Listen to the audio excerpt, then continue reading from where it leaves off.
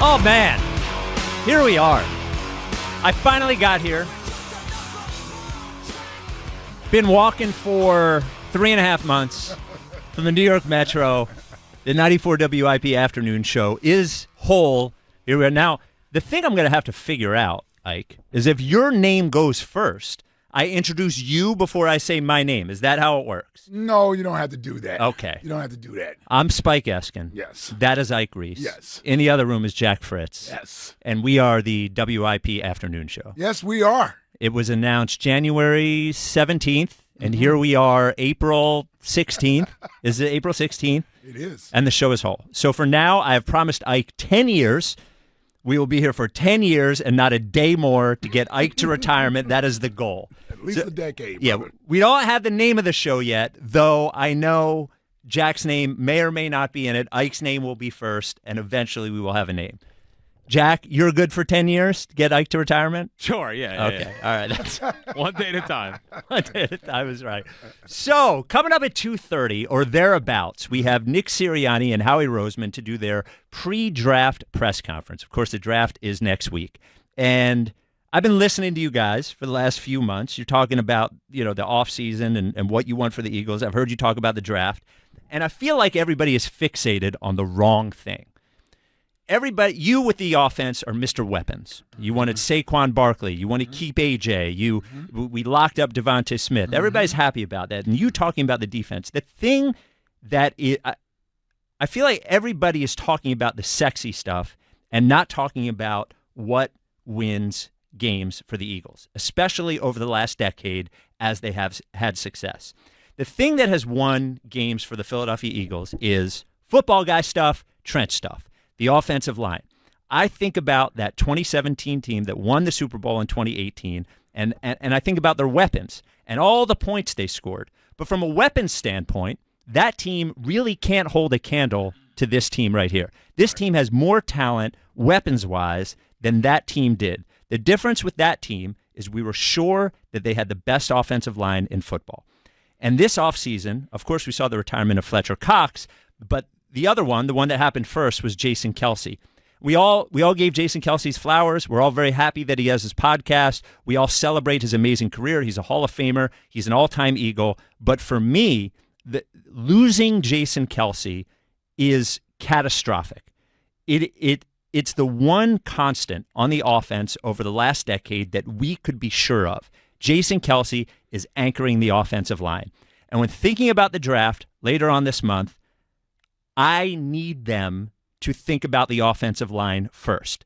So whether that is a guard in the first round, whether that is a center and moving Juergens over to guard in the first round, every important asset they have has to be shoring up the offensive line so we can make sure everything else works. For Jalen Hurts to succeed, offensive line's got to be right. For Saquon Barkley to succeed, offensive line's got to be right. For A.J. Brown to get and Devonta Smith to get the receptions they want, the offensive line's got to be right. And we lost the most important player on the team this offseason and don't seem like we've addressed that at all. We just think the guys that are here. And that just doesn't feel right to me. Yeah. And using a first-round pick on an edge rusher or a cornerback or a wide those receiver. would be terrible ideas. Okay. It just feels like it's not the right thing. Terrible ideas. I know it's boring. Nobody Yeah. wants to take a guard. Yeah. Let's be boring and win instead of being sexy and lose. Okay. Well, listen, first of all, welcome to the show. Thank you. Strap on the seatbelt. Okay. Yeah, strap on your seatbelt. This thing All right. gets hot and heavy from All time right. to time. Okay. And first, especially when you come in suggesting that we should take a guard in the first round. Take a guard. No, nobody's taking a guard in the first round. It's a terrible idea. I'm sorry, I'm a Listen, football guy. Well, here's the thing.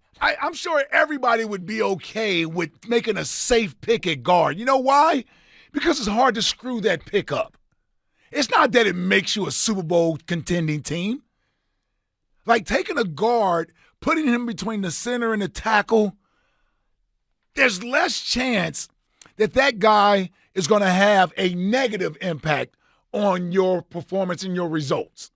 That's why that position gets helped as much as it does. So I'm not trying to say the position doesn't matter. That's not what I'm saying.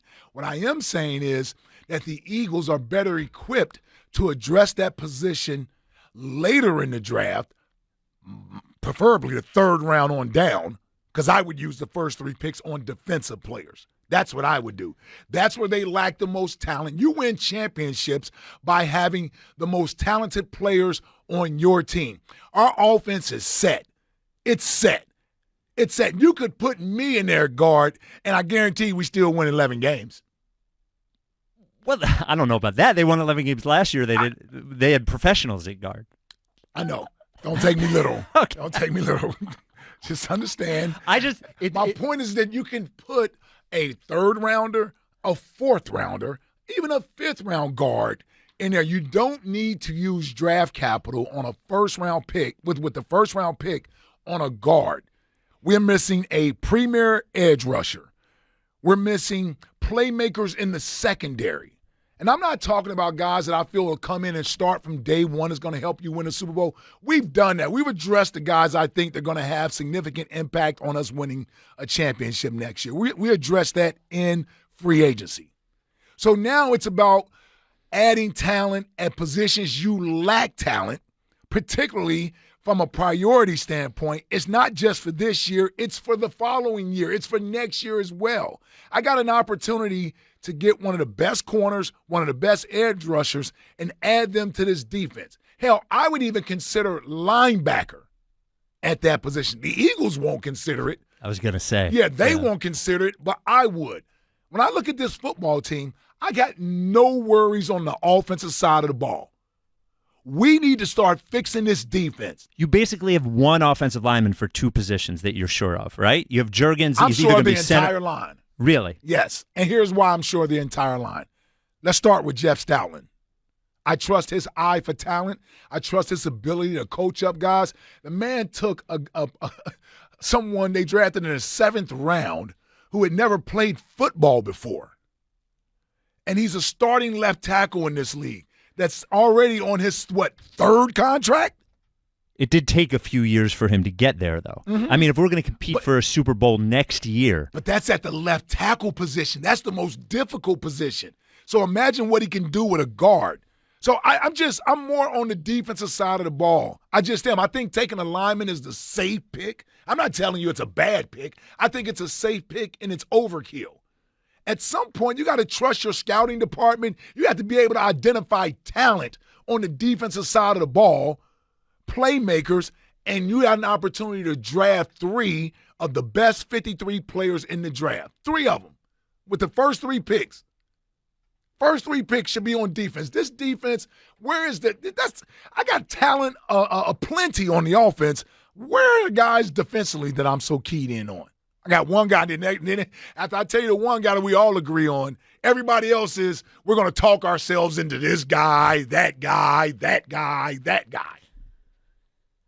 I don't know. They've used some picks on defense over the last couple of years. Don't seem to have worked out all that well. This is true. Okay. True. Do you want an offensive guard in the first round? 215-592-9494, or take a center. Shore up the offensive. I don't care if it's safe. Safe is good. I'm happy with safe. Coming up at 2:30, Nick Sirianni, Howie Roseman maybe they'll just answer this question for us. Who you taking? Who you taking? Elliot was asking me what he should ask him. Just ask him who they're taking. Simple. 215-592-9494. That's coming up at 2:30 next on the afternoon show. Ike Reese, Spike Eskin, Jack Fritz.